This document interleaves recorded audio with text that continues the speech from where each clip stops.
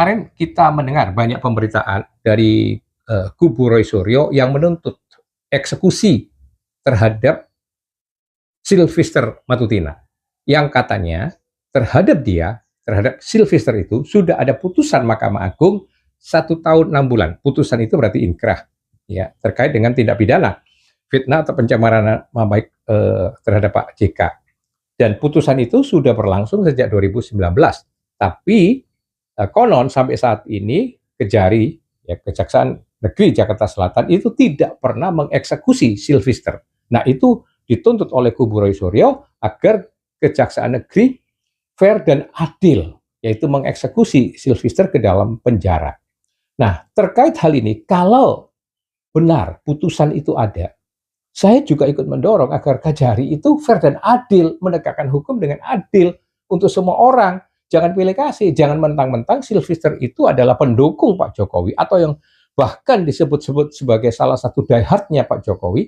Lalu ketika sudah ada putusan pidana yang inkrah dari pengadilan terhadap dia, dibiarkan lenggang kangkung gitu. Itu kan diskriminasi dan sangat melukai perasaan keadilan masyarakat luas.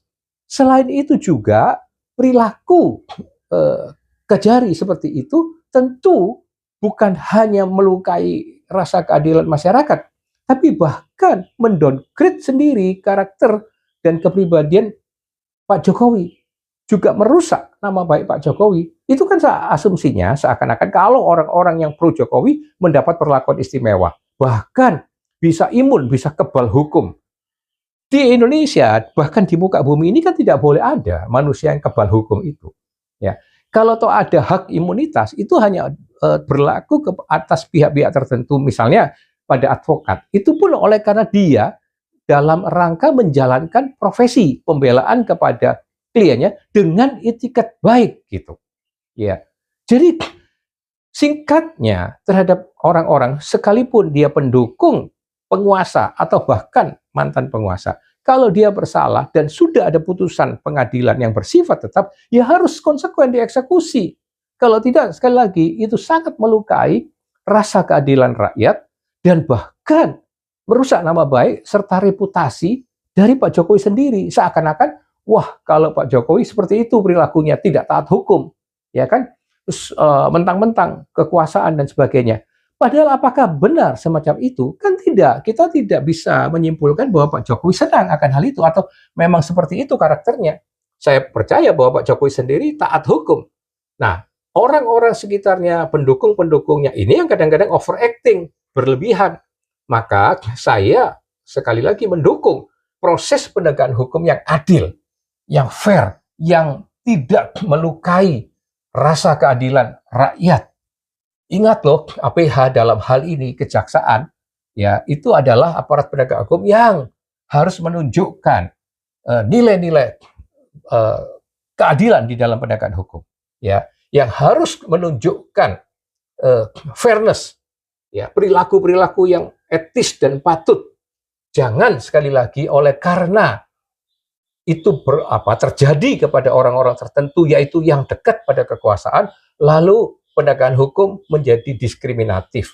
Itu sekali lagi merusak rasa keadilan dan merusak nama baiknya Pak Jokowi sendiri. Saya di dalam hal ini hanya mengingatkan bahwa saya tidak melihat karakter Pak Jokowi semacam itu. Selama ini Pak Jokowi itu taat hukum.